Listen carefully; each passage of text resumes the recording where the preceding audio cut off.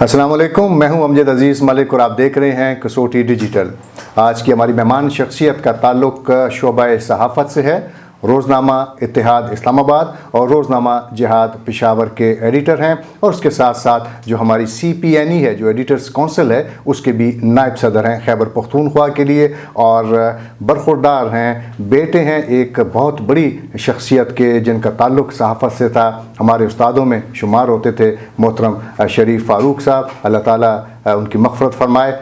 आज हमारे स्टूडियोज़ में उनके बेटे तशरीफ़ रखते हैं, ताहिर फ़ारूक। बहुत शुक्रिया ताहिर, आप हमारे स्टूडियोज़ में तशरीफ़ लाए। बहुत शुक्रिया जी आपका, आपने मुझे मदद किया और मुझे बड़ी खुशी हुई। पहले तो मैं आपको मुबारकबाद पेश करूँगा आपके रोज़नामा कसौटी की तरक्की पे और कसौटी को डिजिटल करने पे। ताहिर, मैं जानना चाह रहा था कि ख़ास तौर पे आप तो इस्लामाबाद में होते हैं और इत्तेहाद अखबार में हम देखते हैं बड़े बड़े आर्टिकल्स छपते हैं उज़्बेकिस्तान के हवाले से। तो उज़्बेकिस्तान आपका जाना बड़ा मुसलसल रहा और ख़ास तौर पे सेंट्रल एशियन इस मुल्क से आपकी चाहत का क्या राज है? उज़्बेकिस्तान एक आपको पता ही है कि वस्त एशिया का इंतहाई अहम मुल्क है। इसकी 3 करोड़ की आबादी है। अगर ये कहा जाए कि central Asia without Uzbekistan is nothing, और सबसे बड़ी आबादी वाला मुल्क है और उसके साथ हमारे एक तारीख़ी ताल्लुकात भी हैं, मजहबी वाबस्तगी भी है। और मुझे इत्तफ़ाक़ से 2007 में पहली दफ़ा जाने का मौका मिला, तो वहाँ जाके मुझे फ़ील हुआ कि इस मुल्क में, इस ख़ित्ते में बड़ा पोटेंशल है और इस दोनों ममालिक को, पाकिस्तान को और उज़्बेकिस्तान को, एक दूसरे के करीब आना चाहिए और लातादाद और मैं कहूँगा लामतनाही किस्म के तावन की गुंजाइश वहाँ मौजूद है, पोटेंशल है वहाँ पे। हम यूरोप की तरफ भागते हैं, अमेरिका की तरफ भागते हैं, उनकी अपनी अहमियत है, लेकिन वस्त एशिया एक इंतहाई अहम इलाका है और उसमें बिलखसूस उज़्बेकिस्तान की एक बड़ी अहम हैसियत है। लेकिन अवामी सतह पर क्या उज़्बेकिस्तान के लोग पाकिस्तान के बारे में, पाकिस्तान के लोगों के बारे में जानते हैं? जानते हैं। इसके एक तारीख़ी पस मंज़र है। आपने कई दफ़ा देखा होगा कि यहाँ के आप बहुत से लोग हैं जिनके नाम के आखिर में बुखारी आता है और बुखारी बुखारा के साथ से वाबस्तगी है उसकी, और वो बहुत अच्छी तरह जानते हैं। लेकिन हुआ ये कि जब 70 साल यहाँ पे सोवियत यूनियन का दौर था तो उसमें ये हमारे रवाबित कट गए थे। लेकिन आपको ये सुन के बड़ी खुशी भी होगी कि ये जब जैसे ही इन रियासतों ने आज़ादी हासिल की और अपनी ख़ुद मुख्तारी का ऐलान किया तो वही रवाबित फ़ौरन दोबारा से बहाल होना शुरू हो गए।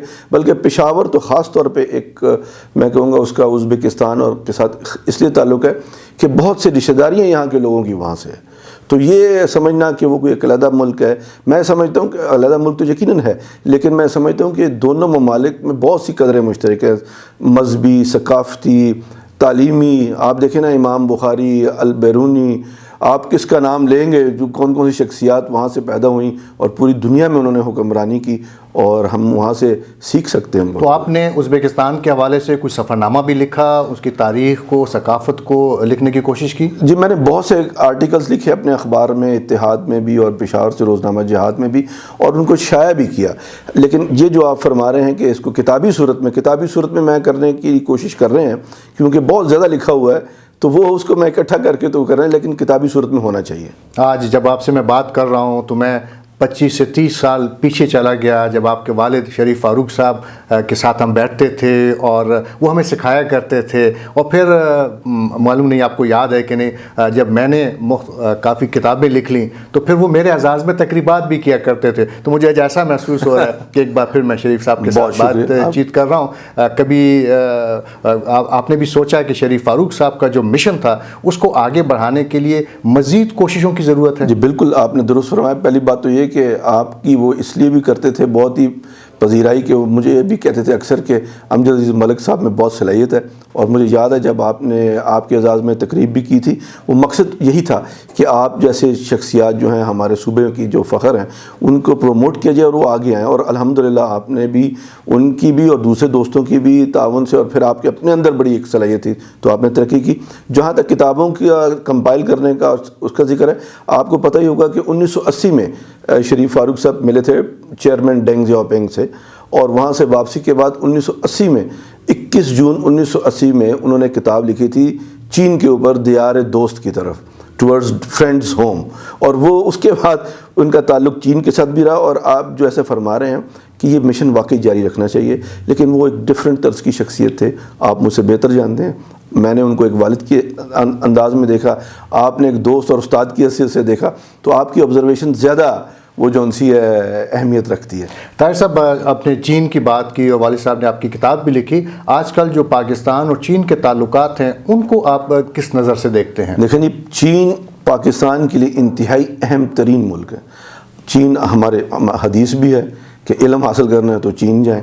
پھر چین نے ہمارے پڑوس میں، آپ دیکھیں اس دیوار، ایسے ہی ہے جیسے اس دیوار کے پیچھے ایک اتنے بڑے ایک ملک نے ترقی کی کہ وہ دنیا کے لیے مثال بن گیا اور اس نے پوری دنیا میں اپنا سکہ بٹھایا۔ اور چین کی ایک خوبی، آپ نے ملک صاحب آپ خود بڑا آبزرو کرتے ہیں، آپ کی بڑی گہری نظر ہے، چین نے آج تک کسی بھی ملک کی 1 انچ زمین کے اوپر، جغرافیہ کے اوپر قبضہ نہیں کیا۔ اور انہوں نے خاص طور پہ پریزیڈنٹ شی جن پنگ کا جو ویژن ہے آف شیئرڈ فیوچر اور جو بیلٹ اینڈ روڈ انیشیٹو ہے، آپ تو اس کا مطالعہ کرتے ہیں، میں بھی تھوڑا بہت اس کو دیکھتا ہوں، وہ شخص جو ہیں وہ کہتے ہیں، وہ عام سیاستدان نہیں، وہ تو ایک ویژنری اسٹیٹس مین ہے۔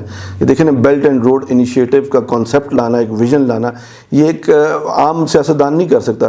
اور وہ پھر جب کنیکٹیوٹی ہوگی، ترقی ہوگی، تو چین کی اہمیت پاکستان کے لیے بہت زیادہ ہے۔ ہمارے وزیر اعظم پاکستان نے بھی کئی دفعہ یہ بات کی ہے کہ ہمارا جو مستقبل ہے وہ چین کے ساتھ وابستہ ہے، اور یہ حقیقت ہے۔ آپ سی پیک دیکھیں، سی پیک کو بدقسمتی سے ابھی تک لوگ ہمارے پاکستانی، اور میں یہ بھی کہوں گا کہ ہمارے بعض سیاستدان ابھی تک اسے سمجھتے ہیں کہ یہ ایک راستہ ہے، راہداری ہے، حالانکہ یہ راہداری نہیں ہے، یہ ایک بہت بڑا ترقی کا راستہ ہے، ترقی کا دروازہ ہے جو پاکستان میں خوشحالی اور ترقی لائے گا۔ تو خاص طور پہ افغانستان میں اگر امن آتا ہے تو آپ دیکھیے کہ چین افغانستان بھی جائے گا، لیکن پشاور کا راستہ استعمال ہوگا، پاکستان کا حصہ ہوگا، اس میں بڑا فائدہ ہوگا اسی پیک کے منصوبوں سے اور آنے والے دنوں میں، لیکن اس کے لیے بھی تو شعور بیدار کرنے کی ضرورت ہے۔ جی، یہ چین جو سی پیک ہے یہ خوشحالی کا منصوبہ ہے، اور اگر جس طرح ہمارے افغان بھائی جو سے 40 سال تک جنگ میں خراب ہوئے، صعوبتیں برداشت کی، تو ترقی، خوشحالی اسی وقت آ سکتی ہے جب وہاں پہ انڈسٹریلائزیشن ہو، اور اس وقت چین ایک ایسا ملک ہے جو انڈسٹریلائزیشن کو پروموٹ کر رہا ہے، مینوفیکچرنگ کو، اوروں کو، ساری چیزوں کو، اور ان کو یہ نہیں کہ انہوں نے کسی ملک پر قبضہ کرنا ہے، لیکن چونکہ ان کے خلاف ایک بہت بڑا پروپیگنڈا ہوتا ہے، خاص طور پہ مغربی میڈیا اور امریکہ جو ہے، تو ان کا اپنا ایک ایجنڈا ہے مغربی میڈیا کا، وہ آئندہ میرے اندازے کے مطابق 5-10 سال تک چین کی اسی طرح مخالفت کرتے رہیں گے، لیکن ہونا کچھ نہیں ہے، ہونا اس لیے کہ چین ایک حقیقت ہے۔ چین نے کام کیا، اس قوم نے 40 سال، اور آپ دیکھیں، آپ چین گئے ہوں گے کئی دفعہ، میں بھی 2 دفعہ گیا ہوں، چیئرمین ڈینگ زیاؤپنگ نے 1980 میں کام شروع کیا اور اس ملک کی تقدیر بدل دی، اور پھر اس کے بعد پریزیڈنٹ شی جن پنگ جو آئے ہیں، ان کی جو آپ پڑھیں تو میں سمجھتا ہوں کہ اگرچہ بہت سے صدور آئے چین میں، چیئرمین آئے سی پی سی کے، لیکن پریزیڈنٹ شی جن پنگ جو ہیں یہ انتہائی ایک ویژنری اسٹیٹس مین ہے۔ چلیں اب ہم بین الاقوامی سیاست سے جاتے ہیں، اخبار کی طرف۔ پہلے تو شروع مجھے اخبار سے کرنا چاہیے تھا، لیکن میں نے کہا اس کو آخر کے لیے رکھتے ہیں۔ یہ بتائیے اخبارات کا کیا مستقبل ہے؟ ہم جو حالات دیکھ رہے ہیں، اخبارات جو ہیں وہ ڈیجیٹل میڈیا پر شفٹ ہو رہے ہیں، کیا اخبارات ختم ہو جائیں گے؟ اخبارات ختم نہیں ہوں گے۔ یہ آپ نے دیکھا ہوگا کہ ماضی میں مختلف پروسیس ہوتے تھے۔ آج سے اگر ہم 1900 کی صدی میں 1900 میں چلے جائیں یا ایون 67-70 تک رہیں تو پرنٹنگ پروسیس ہوتا تھا ایک لتھو پہ، پھر اس کے بعد آف سیٹ آیا تو انہوں نے کہا یار یہ اخبار بند ہو جائیں گے، وہ آف سیٹ پہ ٹرانسفارمیشن ہوئی تو اس کے رزلٹ زیادہ اچھے آئے۔ اب یہ ڈیجیٹل اس پہ ہم ہو رہے ہیں، تو یہ ہمیں اس سے خائف نہیں ہونا چاہیے۔ اخبارات جو پرنٹڈ اخبار ہے اس کی اہمیت رہے گی، لیکن ڈیجیٹل ایک نئی ترقی ہو رہی ہے، اس میں نئے نئے راستے کھل رہے ہیں، اور میں سمجھتا ہوں کہ یہ بہت ہی اچھی ٹرانسفارمیشن ہے۔ اور آپ سی پی این ای جو کہ ہماری کونسل فار دی ایڈیٹرز ہے، اس کے آپ نمائندے بھی ہیں، نائب صدر ہیں خیبر پختونخوا کے لیے، اس ادارے کا کیا کردار ہے اخبارات کی بہتری کے حوالے سے؟ اس council of Pakistan newspaper editors جو ہے بنیادی طور پہ تو ایڈیٹرز کی باڈی ہے، اور عالمی طور پہ بھی آپ کو پتہ ہے کہ ریکگنائزڈ ہے اقوام متحدہ سے، اور بڑا کلیدی کردار ہے۔ متعدد انہوں نے، ہم نے جو ان سے کورسز کروائے ہیں، پھر جو ان سے ورک شاپس ہوئی ہیں، پھر یہ کہ 2 سال قبل ڈی ڈبلیو کے ساتھ، ڈوچے ویلے کے ساتھ بھی سی پی این ای کے ایک ایم او یو ہوا تھا، اس کے تحت مختلف شہروں میں کورسز ہوئے اور چیزیں ہوئیں، تو کیپیسٹی بلڈنگ اور پھر ایڈیٹرز کے حقوق اور ان کے مسائل کے حل کے لیے اور آزادی صحافت کے لیے جو سی پی این ای کا کردار ہے وہ بڑا ایک کلیدی ہے۔ لیکن سی پی این ای اور پھر اے پی این ایس، ان میں کیا فرق ہے؟ APNS بھی ایک بہت اہم تنظیم ہے ہمارے اخبارات کی، وہ آل پاکستان نیوز پیپر سوسائٹی، اور لیکن وہ ایک کلیئرنگ باڈی ہے، ان کا اپنا ایک بڑا کلیدی رول ہے، کیونکہ جب تک کہ اخبار کے معاشی حالات، ریکوریز اور نہیں ٹھیک ہوں گی تو وہ پھر اس کے اخبار سروائیو نہیں کر سکے گا۔ لیکن یہ کہ APNS بنیادی طور پہ ایک کلیئرنگ باڈی ہے اور وہ اپنا کام بڑے اچھے طریقے سے کرتی رہی ہے اور مزید بھی کر رہی ہے، لیکن چینج ہوئے ہیں میڈیا بہت زیادہ، اور اس چینج سچویشن میں CPNE کا ایک رول بڑا اہم ہے، کیونکہ یہ ایڈیٹرز کی باڈی ہے، اور ایڈیٹرز وہ جو پالیسی میکنگ میں کردار ادا کرتے ہیں، جو ڈیسک پہ بیٹھتے ہیں، جیسے آپ ہیں، تھوڑا بہت میں ہوں، جس طریقے سے ہم مل کے، تو اس لیے CPNE کا ایک بڑا کلیدی اور اہم رول ہے۔